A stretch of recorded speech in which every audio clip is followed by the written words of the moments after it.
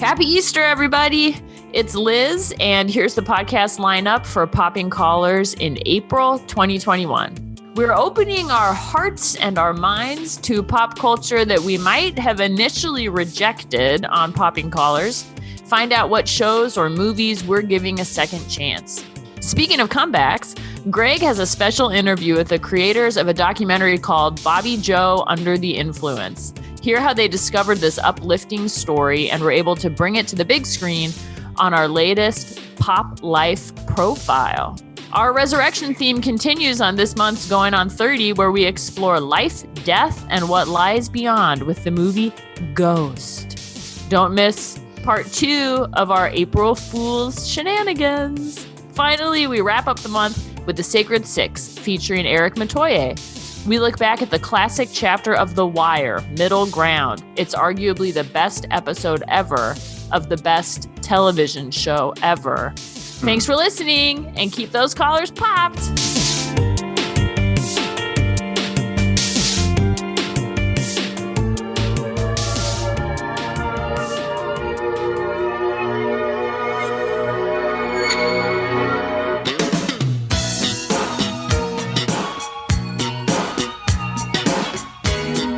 What is up, everybody? It's your old pal Greg here, and that's right. We've got yet another new offering from the Popping Collars universe. So here's the deal with this one.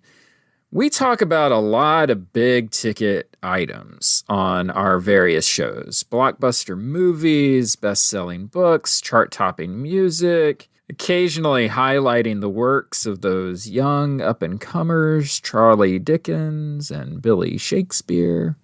Let's face it, while these pop culture items and creators are great to discuss, there is a whole world of content creators out there who aren't constantly trending on Twitter. And we wanted to put the muscle of the top-rated Christmas podcast on Pandora in December 2020, longest-running Episcopal podcast in the history of the universe, behind some smaller projects that may fly under the usual radar. This month, I got the chance to talk to Brent and Donna Jones, the director and producer, respectively, of a documentary called BOBBI JO Under the Influence.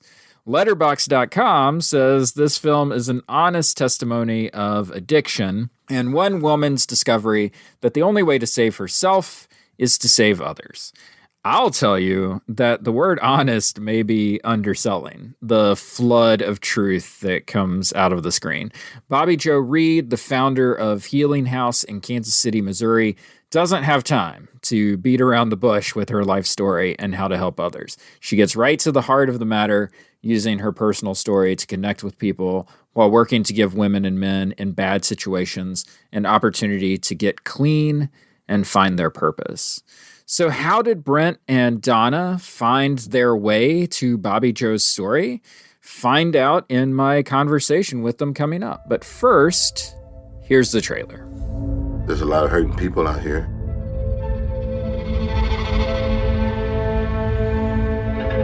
Social workers feel helpless.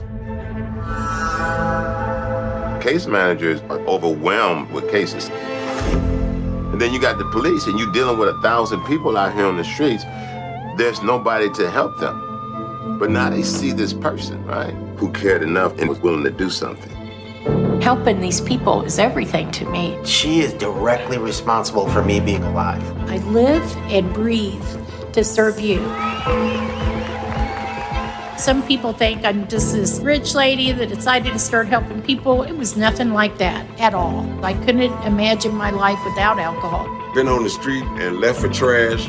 I lived under the boxcar. I just lost hope, you know? See, when you're out there in the streets, it's a whole different world. It's a miracle that she even made it out of that alive. I became a different person. When her mama passed, her mama gave her a house. And then God said, great job, now sell it and move to the hood.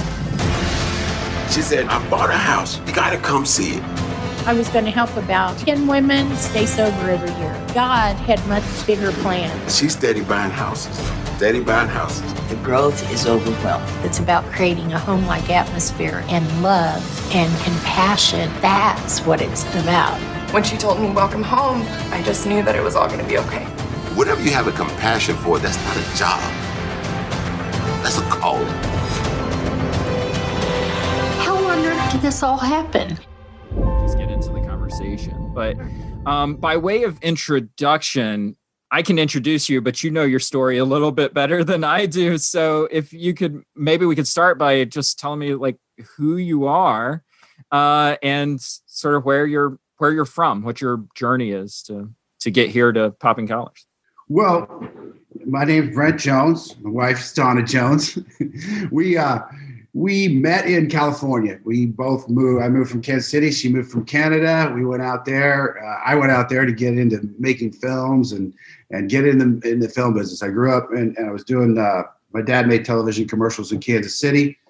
I immediately after school I went to work for the Kansas City Chiefs, shooting their practices and their games. And then it's like I got on a TV movie of the week and met some people, and a couple of them were moving to California.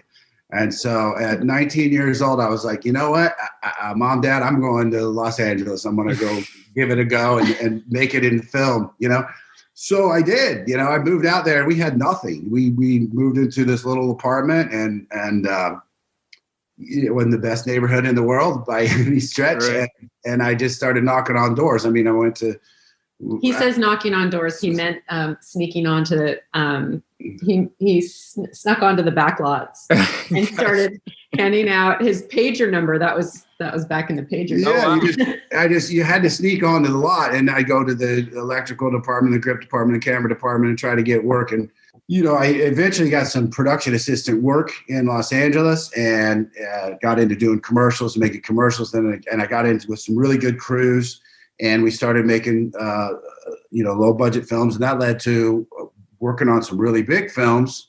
One of my buddies got in with Janusz Kaminski, who shot Schindler's List. Mm-hmm. And, you know, he came back after doing Schindler's List, and he had to put a crew together. And I was like, I want on that crew. And so we did some movies with Steven Spielberg. And so I was I got in. That took a long time. I mean, I'm speeding things along. Yeah.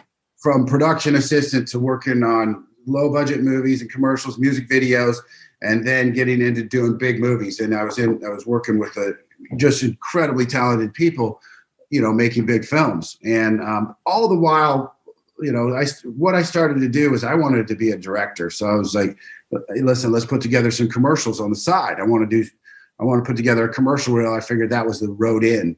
And it was, you know, we put together, I did, commercials for FedEx and AT&T and Monster, and they were spec commercials, but they looked like professional commercials, and eventually got me signed at a production company. I put together a directing career. Donna helped me do all of that. I mean, that's about where I met Brent. Right. Is at that point in his life where he really wanted to really put together a solid reel with a multitude of spec commercials. And so right. I had moved down to Los Angeles and met Brent, and I was working in the construction and development business of building restaurants, retail stores and things like that. And so I kind of understood, you know, budgeting, scheduling, timelines, and I just kind of, you know, drifted right into production.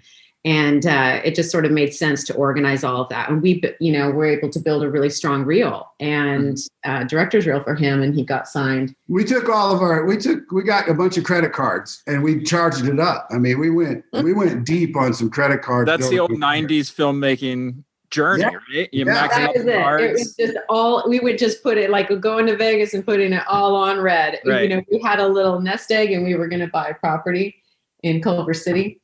And instead we built a reel. And, we have 2 daughters, and I was pregnant with one, and I had a toddler, and we were literally producing in our living room, making it happen, living the dream, I guess is what it is. You know, it was fun then. And looking back on it, it's fun now. I mean, we were, you know, we took all of our savings and we went into credit cards about $80,000 to get going. And so we couldn't catch up. Right. We were putting money from one credit card. Well, just switch them over to this one, switch it back to this one, switch it back to this one. And like, if anybody's listening to this and they plan on doing that, you got to be careful. Yeah, think about it. You got to you better be talented too, because you've got to. I mean, the commercial directing business it's as challenging as film business, TV business, anything. It's competitive. Mm-hmm. It's challenging. We were very fortunate. It took a long. I mean, my directing career, I got signed at a place and started making a little bit of money, but we were still extremely in debt. So I was directing, and then the next week I'd be out with the crew guys loading the trucks, and trying to make more money, but trying to get out of this debt. And then because it takes a long time, you work really hard, and then you only go shoot one day. You get paid for that one day directing. Right. And so anyway, it took a while for all that to happen, and it started to happen. And then 2008, the market just went bust, and we were like, oh no. So I was right back in the directing career. Took off for a little bit, and then it backed off, and I was back into working on films and lighting and doing trucks. Luckily, I had that good solid family on the crew side. Mm-hmm. I mean, those guys that I came up with looked after me. I needed a job, they would bring me in a heartbeat, And anyway, we got the directing career going after 2009. We got back in, and things started working out really, really well. Did good for a long time, and then we're in LA. We're sitting there going, well, our girls are approaching in their teenage years. We want to live in LA. We needed to be around family. We thought about, let's get back and get these kids into some. Get them into some good schools and get back to family. And we needed to get back here to take care of family as well. So we came back to Kansas City, and we're like, what are we going to do? Like, I was still going back and forth to Los Angeles, doing commercials. And I didn't really like being away so much. So it was like, we got to find a story here in Kansas City. So that's when we found BOBBI JO. We can get into that a little bit, but tell me a little bit about Kansas City. What's it like as a city? I don't know that it has that kind of identity that people are like, oh man, Kansas City, that's, barbecue, stuff like that. Right. But tell me about the city, because I think it plays a large part in the doc, right? The way that BOBBI JO makes shorthand of these numbered streets and stuff like that.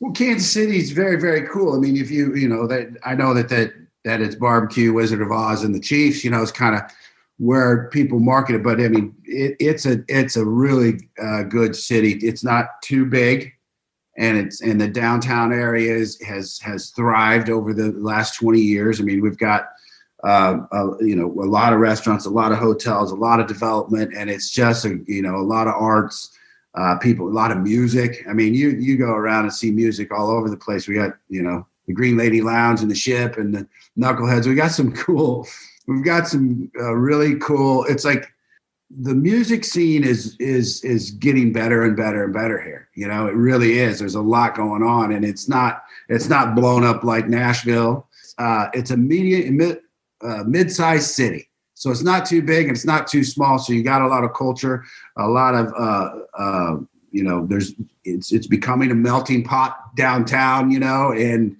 it's a great place to raise a family. Yeah, I mean, it's different. If you want New York City life, it's not here. You want LA life, it's not here. It's a little bit more spread out. You get a little bit more space.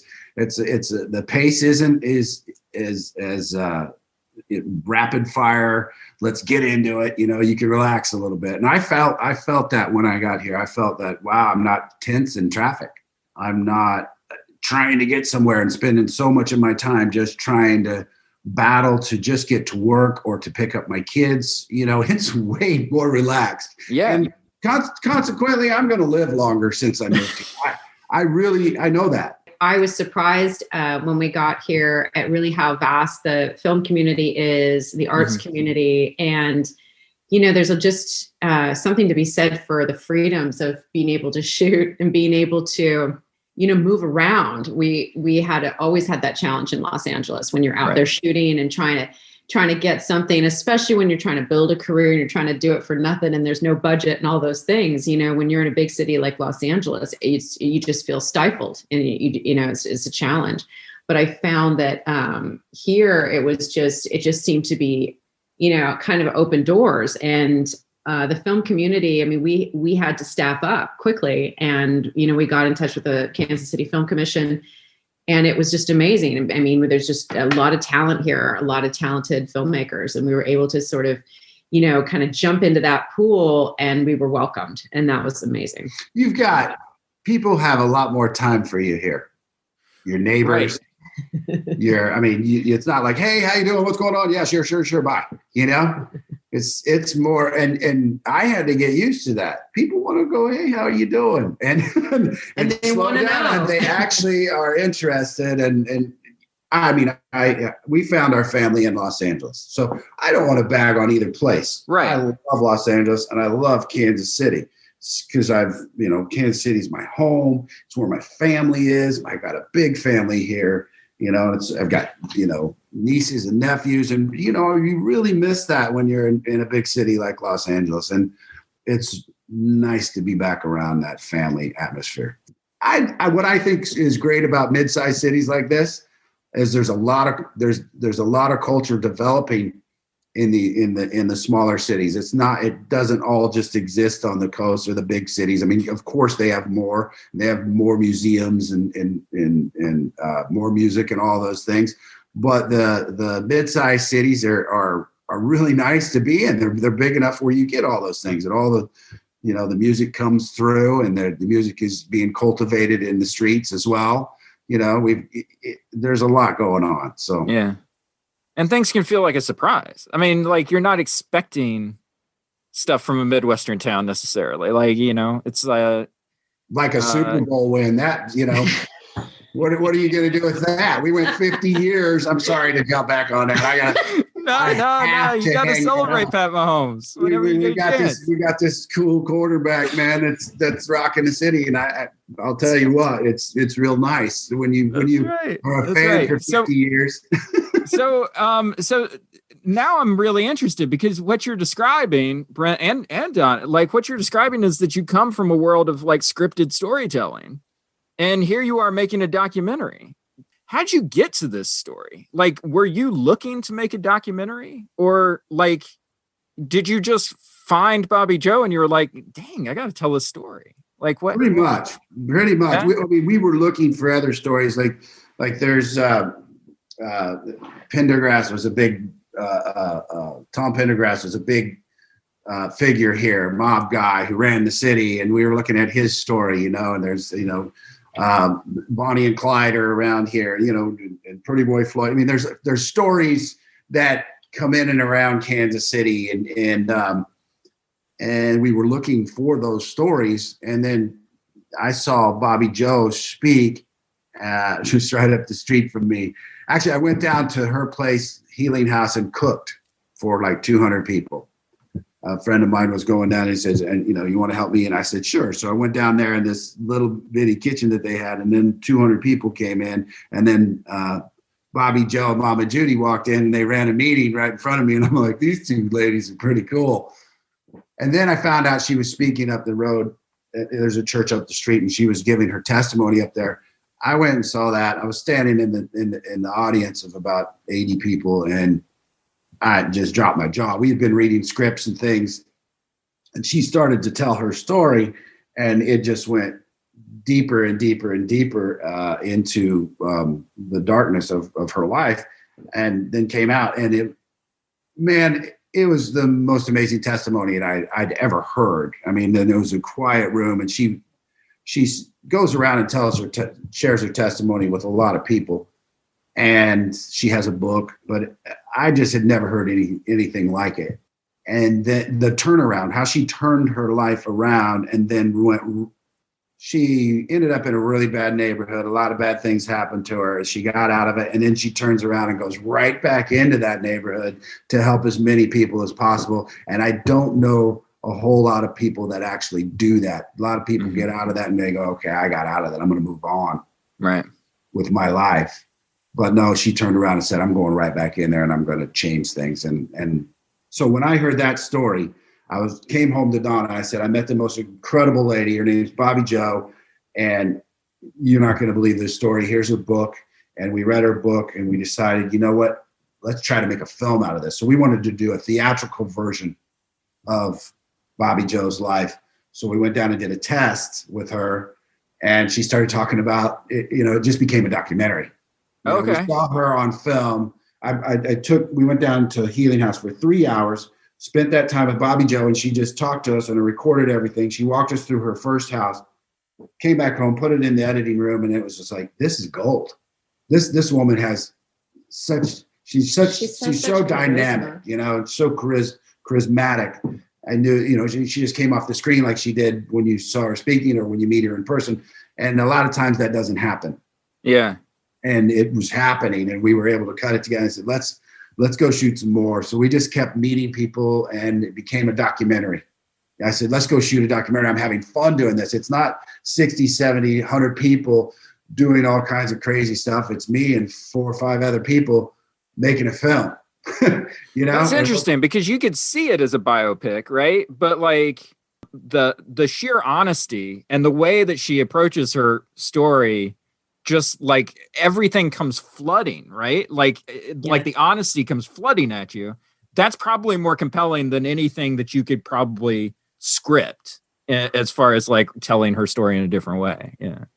Well, it is such a dark story, and it is.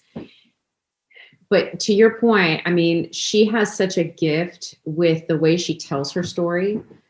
It's so direct, and it just, flooding out is what you said, and you're absolutely right. It just floods out at you, and as dark as it gets, it's still manageable. And I say that in that the fact that an audience can hear it, and you're hearing these horrific things, and you get the compassion, like you feel that for her, but you're able to accept it because it's not, we're not showing reenactments. We're not, trying to get into this and like really kind of dig into the grit of it in a way. Mm-hmm. She's just going to tell you. She's just going to tell you the way it is. And we were able to capture that on film, and that honesty and that bravery of hers to be able to do that. And I think that it really worked well as a documentary, being able for people to hear that in a way that, they're not going to turn the channel and turn it off because it's just too hard to hear. She's just gifted in her ability to tell that story, and we wanted to capture that. Well, it's obvious she got out of it, right? She's standing there talking to us. Right. She's alive. She's alive. So that going in, you just want to see the facts unfold. And I, she told her testimony, and that gives you a lot of the story, but we backed it up with a lot of other people that are in her life, and they have similar lives, and so we got to start going into their stories a little bit, and then coming back to Bobby Jo, and then going into other people's stories and coming back. So, a lot of people, what's shocking is how many people live this way. Yes. There's way too many people that are living in under horrific circumstances, and sometimes being controlled and manipulated by people, pimps and drug dealers, and they don't really have control. They don't have a grasp on their lives. Mm-hmm. Other people have a grasp on their lives, or their addictions and their alcoholism has a hold of their lives, and it's just dragging them down. Yeah. And the only way to help them is really for someone who's been through a similar situation to say, hey, I understand you. I understand that. I've been there. I can help you. I can show you the way out of this. Mm-hmm. And so we wanted to provide that to people that don't know that exists. Mm-hmm. For families that are struggling that have people that are drowning in addiction and alcohol, they don't know what to do. And people that are caught up in their addictions don't know what to do. So the purpose of the film is to throw a lifeline out and go, there are people that can help you, and that's what Bobbi Jo does. She's just throwing lifeline after lifeline out there, and she's helping these folks. When it comes to a documentary, it feels like there's 2 paths that you can go down, right? So like you can say like, oh, I see the whole vision for this. I see act 1, act 2, act 3. Let me just tell that story. Or you can say, man, this is a compelling person. Let me get in there, shoot some footage, and just kind of see what teases out and create the narrative around. So how did you approach this? Did you have it kind of all mapped out in your heads, or did you say, well, let me get in there and see what this place is all about and what influence Bobby Joe has over everything? I'd never done a documentary, so I started Googling what kind of questions do you ask for a documentary. I mean, I'm not going to lie to you. I mean, I go to a source and I start digging. I go, what do you know? And it's who, what, when, where, why. Right. You know, it just came. I mean, I kind of knew that, but I was like, I need more than that. Who, what, when, where, why. You know, let's find an arc. And you know, her arc is dark to light. That was very obvious. So basically, we sat down. If you were to simplify the structure, it was like, let's go from dark to light, okay? And let's just find a lot of evidence of that for that story. And her testimony is dark to light. Most everybody else's testimony that's come out of alcoholism and addiction is a dark to light story. So where were you? What happened? How'd you get there? How'd you get out? What are the steps you took? There's 12 steps involved in there too. So the 12 steps came into play, and you know they're woven through the film. And then where are you now? What's going on now? So What was it like? What happened? How did you change? And how did you get to where you are now? Those were the basic questions, and then I expanded upon those for everybody. And literally, I started. I wasn't a documentary filmmaker until now. And that's the structure I needed. Like, what structure are we going to have? And those having that loose structure from dark to light and who, what, when, where, why, from looking up what questions do you ask for a documentary to, okay, what are we getting? And then here's how we did it. We would do like an hour to an hour and a half interview, and then we would have transcripts made of those interviews. So you have your questions and you have a transcript, and I would sit at home and go through the transcripts and find the most interesting things, the most powerful parts of the story through each transcript. We had like 30 of those. You go through and you find the good stuff that fits into your structure. So you have that dark to light structure, and you do that with each interview, and you start putting layers together. You get a 4-hour movie to begin with, and you go, what do we have? And then it becomes very, very organic. It becomes very organic. It's like, let's just start playing what works. Move big chunks around. When you start, that's when it gets really fun, and it also gets hard. Yeah, because I imagine there's tough stuff to cut out, right? It's man, if I want to tell, because you follow the cops at one point. So it's like, if I want to tell the systemic story of how people get into situations of addiction and dependency, and how do I do that and still fit it into this overall, this individual story that I'm telling through this thing? Yeah, you could in this subject matter, we could have ventured off into all kinds of directions, and I was doing that. I was going, okay, the pharmaceutical companies are evil, and you know, this is all happening, and what are we doing? I mean, what's the best road to take? You know, and I didn't want to go into all of that because that's its own story. What I had to do was say, everybody, let's stick to Bobbi Jo's story. It's her story. It's about Bobbi Jo. The title of the documentary, it's Bobbi Jo, Under the Influence. What is her story? Let's not get lost. Yeah. So that's what kept us coming back. You know, that's what led us. Yeah. Let's just stick to her story, and all those other things are in there. We touch upon a lot of those things. We really wanted to focus on a story that was like a solution-based documentary, as opposed to just highlighting the problem. And there's a lot of documentaries that are made that highlight issues. And this isn't really that. It's not issue-driven, other than the issues that Bobbi Jo was facing.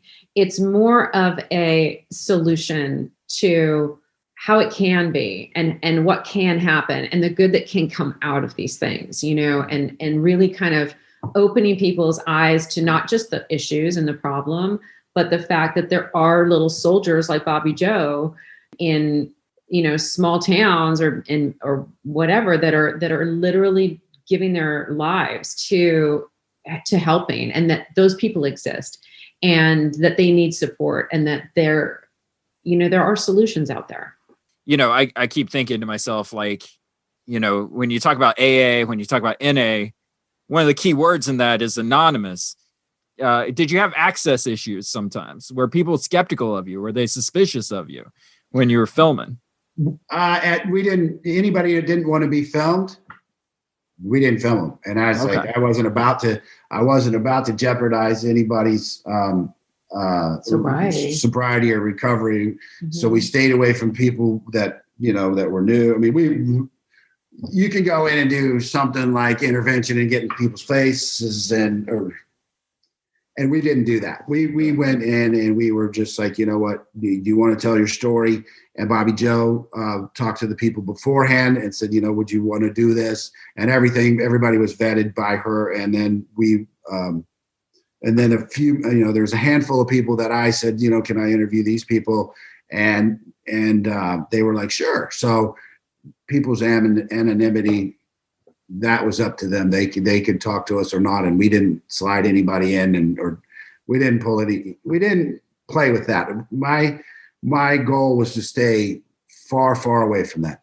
Mm-hmm. Yeah, mm-hmm. And it's interesting because that you bring that up because, well, yeah, and BOBBI Jo understands that this isn't like she's not trying to get famous or trying, she literally speaks her truth, gives her testimony, and will shout it from the rooftops if she believes that it will help somebody who's mm-hmm. listening. I mean, and that's the truth of it. And this is just, her goal, our goal with this film is just knowing that it will speak to somebody out there. It will speak to their heart, and hopefully they will hear it and know that there's hope for them or hope for a family member. And this isn't about, highlighting or glorifying or anything like that to do with, alcoholism, addiction issues. This is literally being put out there for the goal of helping others and, mm-hmm. and speaking to their heart. And I think that's, we wanted to be truthful to that. And it is brave and courageous. And I applaud and commend, and I sit in awe of BOBBI Jo and the other people that we interviewed, because they were so open and so brave, and they just, it came right from the heart, and they're just willing to sit down and be, and also the fact that a lot of the people in the film, they've come through BOBBI Jo's program, so they've seen her do it, and so they know that they can do it too. And there's no shame in that, and there's power in it. The opposite of shame, it's like there is strength in that, and they know it, and it comes across, and it's so awesome to see. Yeah, when we were talking about honesty before, that's the thing that, I could see getting into this project and you just have an hour and a half of good stuff, because they're just being, ridiculously honest with everything that they're telling you. And so it's just like, man, there's nothing guarded here. There's nothing hidden. There's no masks being displayed at all. Right. So, all of this stuff is good to go. So how do I craft the story that we want to tell, right? That's what's appealing. What's appealing is there's no masks. It's all truth. It's all honesty. And it blew I was like, wow, these people are being so honest. They're telling us everything, and they want to tell us, and they're not. And that's a major part of the problem is that we all keep this stuff tucked inside, and we don't want to reveal ourselves to anybody else. So guess what we're going to do? Well, I can't tell anybody this stuff. I'm going to drink. I'm going to take some pills so I can feel good. Mm-hmm. When what needs to happen is they need to let that stuff out, share with somebody what's going on inside of them. We live in a society where people are pointing the finger at each other all day long saying, you are, well, what about you? What about you, the person that's pointing the finger? Right. How can we all as individuals let go of and say, you know what, I'm feeling this way. I got stuff that I got to get out. All that anger and all that resentment comes from having something inside that you're hiding. You're not willing to share. I'm not going to share that I'm weak. Well, we all have weakness, and if you can get it out of there, you can get it out, you can find some strength.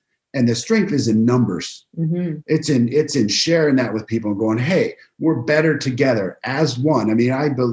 truly believe what's going on down there at the Healing House is they're working like a community and a family, or even it goes back to being tribal, and like all taking care of each other and looking after each other, It's incredibly powerful. I saw this community coming together and sharing their lives with each other, and the strength that comes from that, and from sharing their stories with each other. It's a lot different than being in a community where nobody's sharing anything and everybody's showing up, trying to one up each other. And everybody's coming across on Instagram like they just have the perfect life, right? Like they just are showing, they're just showing their best self. They're taking 18 selfies to find the one that works. And, everybody is kind of trying to present this front, right? This whole idea of perfection and this image-based society.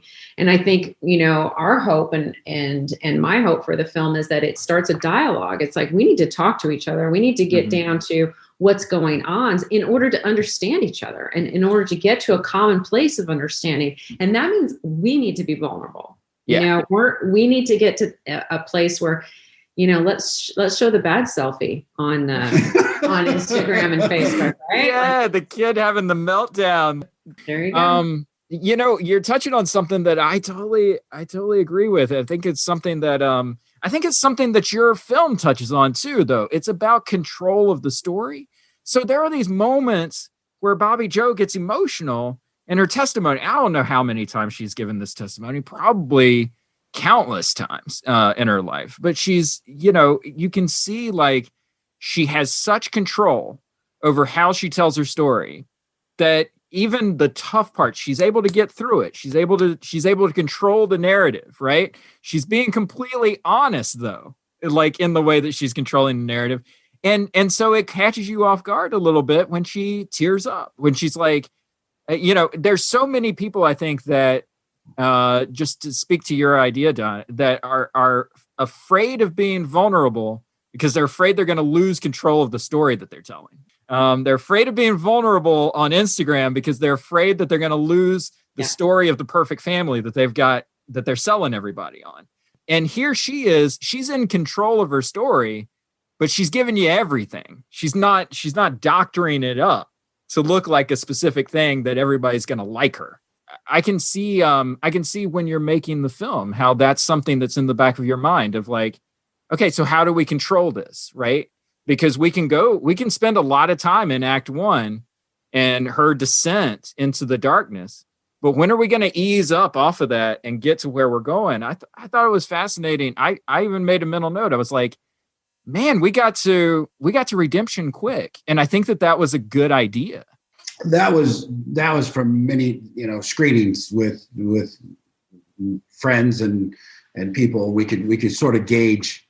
You get to where you can gauge what's going on and how far do you want to take people. They start shifting in their seats. You can only take them so far. And there's a reason why films are an hour and a half, 2 hours. And there's a structure to them. And so I know a little bit about film structure, so that played into the how we set it up in the beginning as well. That we couldn't just stay there because in our first cut that was 4 hours long, it went on and on and on, and there's a lot more to it. And you really had to. Her story is darker even than what you saw, and there's things in there that we were just like, we can't just keep beating you over the head with these things because we're just going to repel people. So we stayed true to it, but we actually, had to allow the audience to breathe. Yes. Yeah. There's a point I think that we found where we need to breathe right here. And that sort of happened. That's organic. That was sort of organic in the editing process. And it sort of speaks to Brent and his instincts as a filmmaker. There's a lot of things that are just really subtle in there. Like sometimes you just got to get in the car with her and drive because the audience does need those moments to kind of take that breath in order to kind of handle more, because it does get to a point when you are watching things sort of rapid fire one after another, people can kind of get numb to actually what they're hearing. And so that's kind of, speaks to Brent's artistry and him sitting there in the edit room going, we need to take a breath here. And then we use those, those little chapter moments of, fade to black and kind of give people a reset. They needed a little reset in order to kind of, move on to the next thing. And I think that those are all very careful things that, as we were working it down from the very long, piece, we really had to trust in Brent and his instincts to do that, because I think that, we get audience feedback. We'd sort of find anybody we could to sit and watch the 4-hour version. And we would kind of, we'd be watching, but we'd be watching them and seeing when they start shifting, when they start, people can get frustrated with things and it's very visible. You can see their physical reaction to it. I'll get you guys out of here on this. So we back in the day, we used to have a common feature on our show where one of us would be inspired by something that we had seen or read or listened to somewhere in the pop culture, and we would call it our staff picks. We would bring back the old Blockbuster video, the shelf with your name on it and, what you would put up there. So if you had a staff pick of something that came across your radar in popular culture, like what would be your staff pick right now of something that you would recommend to people?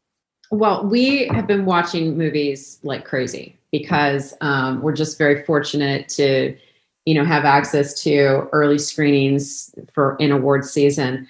And so we have literally been watching so many films, and there just is such an amazing group of films out for 2020 that in 2021. There's a lot of female directors directing now. And I'm telling you, we've seen some excellent films from a female point of view. And one of them is a film called I Am Your Woman. It's such a fascinating film because you really get into her point of view of what's going on in her life and how out of control it is. And I highly recommend that film. That kind of sat with me as well. We both enjoyed Nomadland. And then One Night in Miami. Oh my goodness. It's fantastic. It's really, really good. The Queen's Gambit is like the best series ever. I know it's about chess, but but also you have to see The Father with Anthony Hopkins and Olivia Colman. Is that her name? I'm probably going to get that wrong. Right. Yeah. Yeah. Mm-hmm. That film.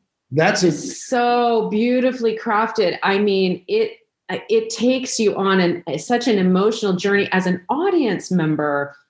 I felt so many different emotions watching that film. I was frustrated. Right. A lot of people feel disoriented when it introduces characters that are, the same character. And you're like, wait, did I make up? Are they moving the room? Are they literally moving art around in his room to confuse him? It was so disruptive as an audience member. And then it sits and hits you.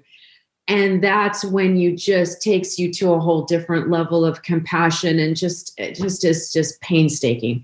Yeah. But what a beautifully crafted story. Well, it takes you to a place where you need to go. I mean, I love when a film. I mean, you're dealing with Alzheimer's, right? He's dementia, mm-hmm. And I felt dementia. Okay. Right. I was seeing things through Anthony Hopkins' world in that film.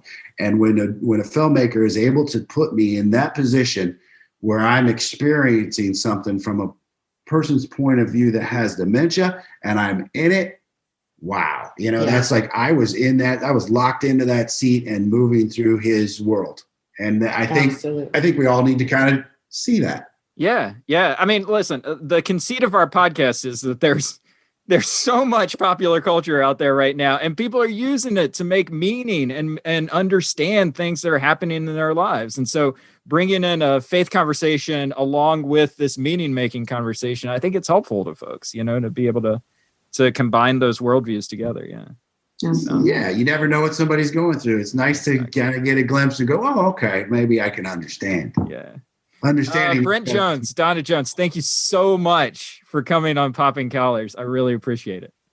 Hey, thank you for having us. So before I let you go, though, where can people catch Bobby Joe Under the Influence? How is it being distributed? Like, if people are curious about this project, where can they find it?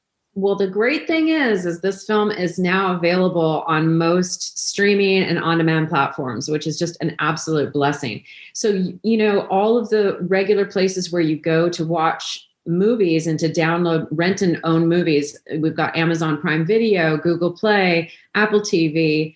Those are sort of the top three, but it's available on like Comcast and Dish Network and iTunes and Verizon. And so wherever you normally go to rent and own movies, we're going to be there. You just got to search for us. But remember, that's Bobby with an I.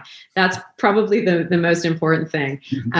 We'll have it. Yeah, we'll have it in the title to this episode. Make sure that it's spelled correctly so people can. But yeah, it is a blessing, and we're so thrilled that it is widely available, and we just hope that people watch it. And when you watch it, please give us a rating on Rotten Tomatoes or Amazon.com because those little things help. I mean, we are a low budget film. We don't have a big Disney budget for advertising and promotion, so we need soldiers out there that are willing to write those reviews and help us out. Yeah. Thank you again so much for doing this. I really appreciate it. Thank you. It was a pleasure to meet you. Enjoy that Florida weather. Hey, man, I will try my best. It's hard.